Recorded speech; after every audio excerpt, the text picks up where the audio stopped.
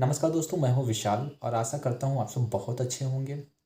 अगर आप स्टूडेंट होंगे तो आपकी पढ़ाई बहुत अच्छे से चल रही होगी। और अगर स्टूडेंट हैं तो कहीं ना कहीं अगर आपने कम्पिटिटिव एग्ज़ाम की तैयारी कर रहे होंगे तो कुछ चीज़ें आपसे जुड़ जाती हैं, चाहे वो पॉलिटिकल हो और चाहे आपका आईआर हो, इंटरनेशनल रिलेशन वाला सेक्शन हो, या फिर जीएस का हो या जीए का हो, जो भी है। तो आपको कहीं ना कहीं आपको अवेयरनेस के लिए सारी चीज़ें आपको देखना होता है। कहीं ना कहीं मैं भी कम्पिटिटिव एग्ज़ाम की जब तैयारी करता था और अभी भी एक मेरा जो परस्यूइंग डिग्री है मैं कर रहा हूँ, जो कि लॉ की डिग्री है।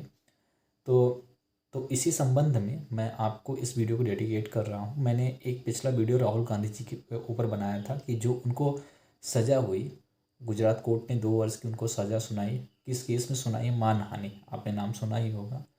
तो ये डिफेमेशन कहा जाता है, इसको स्पेलिंग होती है DEFAMATION। क्या होता है और कैसे किया जाता है, कौन कर सकता है, इसके अपवाद क्या है, इसके प्रावधान क्या है, अगर केस साबित होता है तो कितने वर्ष की सज़ा या जुर्माना होता है, और कौन कहाँ कर सकता है और किस समय कर सकता है। तो मैंने सोचा कि आपको इस वीडियो में बता भी दूं। और इसके पहले जो मैंने वीडियो बनाया था राहुल गांधी जी के ऊपर, तो उसमें भी मैंने बोला था अगर आपको इस केस के बारे में जानना है तो आप हमें कमेंट करें, या फिर हमें जो पर्सनली जानते हैं वो हमें कॉल करके बोल सकते हैं, मैसेज में टाइप करके मेल हमें लिख सकते हैं। तो उसमें से हमारे एक जो दोस्त हैं तो उन्होंने कहा कि विशाल यार, कानून की भाषा थोड़ा सा समझ में कम आती है क्योंकि वो लीगल चीज़ें नहीं पढ़ते हैं।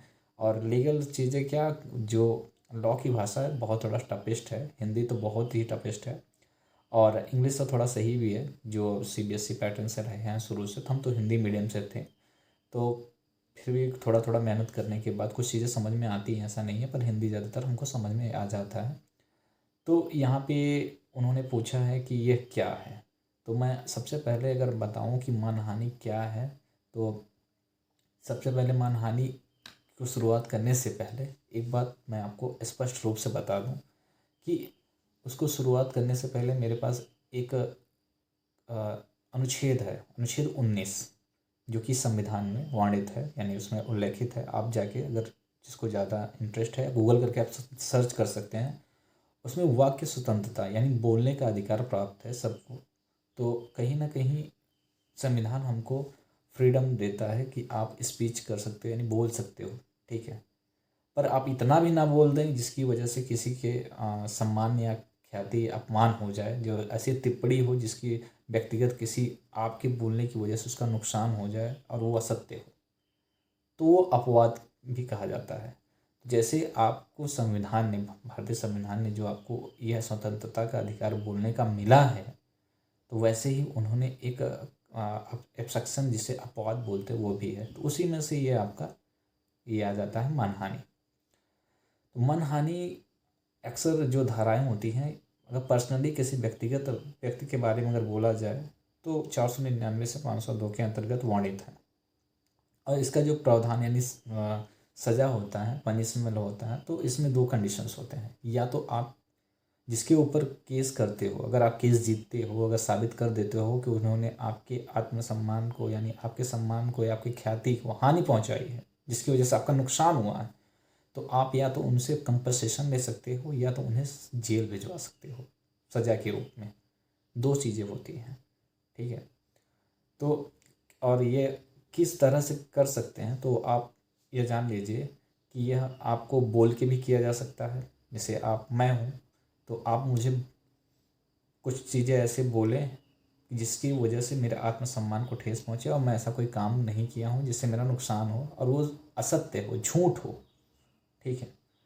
तो या फिर आप मुझे कुछ लिखित रूप में किसी को मैसेज वायरल करें या हर जगह लिखित के पर्चे बंटवाएं, या फिर आप हमें कोई ऐसा कुछ चित्र वगैरह दिखाएं, तो ये सारी चीज़ें होती हैं। या फिर कोई ऐसा संकेत, सिंबल भी हो सकता है, बहुत सारी चीज़ें होती हैं इसमें। तो आपको इसमें विशेष ध्यान देना होता है। इन माध्यम से आप अपमानित किया जा सकता है किसी अदर पर्सन या व्यक्ति को, ठीक है। तो यहाँ पे किसी व्यक्ति की ही बात करेंगे क्योंकि राहुल गांधी ने आपने उनके भाषण में देखा, अगर वो वीडियो नहीं देखे हैं तो आप इसी वीडियो के लिंक में मैं उसको दे दूँगा ताकि आप उसको अच्छे से देख पाएँ। तो यहाँ पे चलते हैं, कौन कर सकता है। देखिए, करने के लिए तो कोई महिला भी कर सकता है, पुरुष भी कर सकता है, बाकी सबको अधिकार है, ऐसा नहीं है, ठीक है।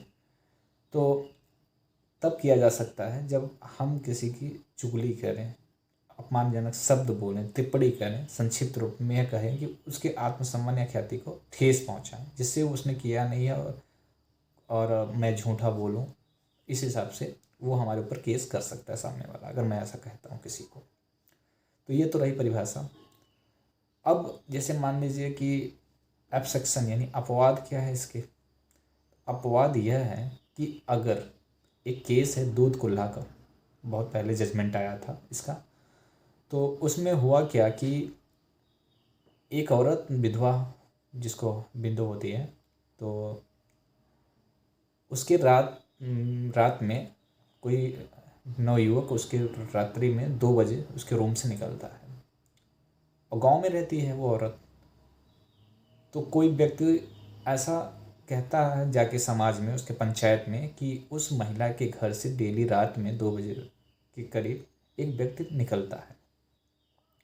तो व्यक्ति का तो जो आशय था कहीं ना कहीं उसे नाजायज़ संबंध साबित करना था, या फिर गलत ऐसा जो था जिससे महिला को आत्मसम्मान, उसके इज्जत की बेइज्जती होती है, उसका नुकसान होता और सामाजिक उसको कहीं ना कहीं हानि होती।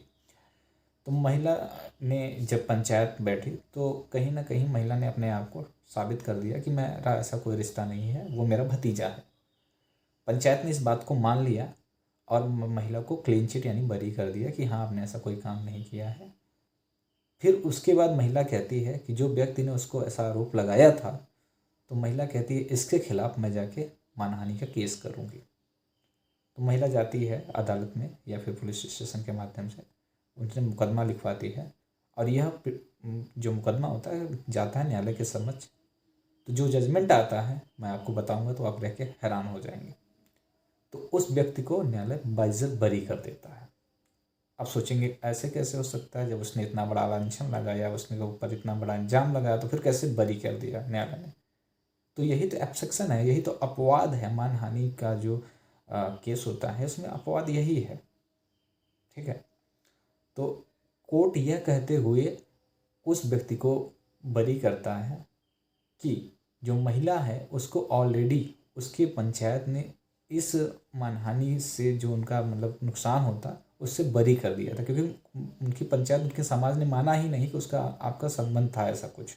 उसको मतलब बाइज्जत, उसका कोई रिस्पेक्ट, कोई इज्जत का कोई मतलब उसका हानि नहीं पहुंचा था, फिर भी महिला ने ज़बरदस्ती केस किया था, ठीक है।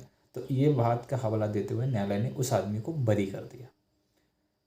तो ये रही कुछ ऐसे बातें जो अपवाद था। अब एक बात बताइए कि अगर कोई व्यक्ति मर चुका है, क्या वह मानहानि उसके ऊपर का किया जा सकता, टिप्पणी करके मानहानि का केस कोई कर सकता है किसी और व्यक्ति के पास? हाँ, कर सकता है। चलिए मैं आपको एक बात बताता हूँ।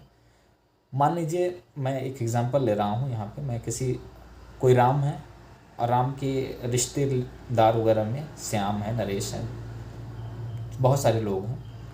अब राम बहुत अच्छा आदमी था, बहुत अच्छा मतलब एक बहुत बड़ा सामाजिक आदमी था और बहुत अच्छा अच्छा काम करके गया, ठीक है। अब क्या होता है कि राम की मृत्यु हो जाती है।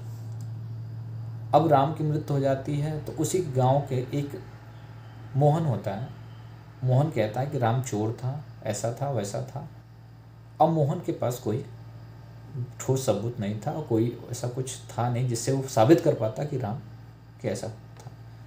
अगर इस कंडीशन में राम तो है नहीं, पर उसके रिलेटेड उसके घर के लोग या फिर उसके रिश्तेदार नातेदार जो भी हैं, वो जाके केस को डिफेंडेड कर सकते हैं और मानहानि का केस का दावा करके, यानी जो मोहन है उससे कंपनसेशन या उसको सज़ा दिला सकते हैं।